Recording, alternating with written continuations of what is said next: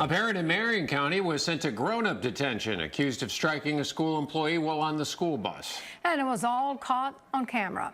TV 20's Zilali Salache tells us why parents are so shocked about the incident.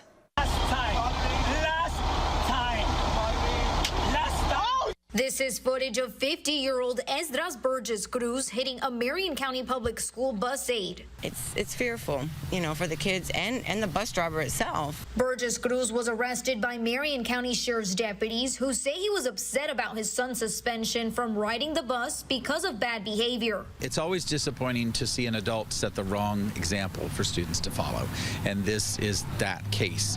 We do not want students to follow the example that was shown in that video. Last week, when the bus stopped at Bahia Road and Water Road to let out students, Burgess Cruz got on despite being told he was not allowed. He then began yelling at the aide on the bus while waving a copy of the school referral. He struck the victim in the chest. He continued shouting at the aide while getting off the bus. A student provided the recording to deputies the next day. Really scared because anything could have happened. What if the parent had a weapon and, you know, try to do something, and then maybe the kids jumped in, and who knows, somebody could have really got, you know, hurt seriously.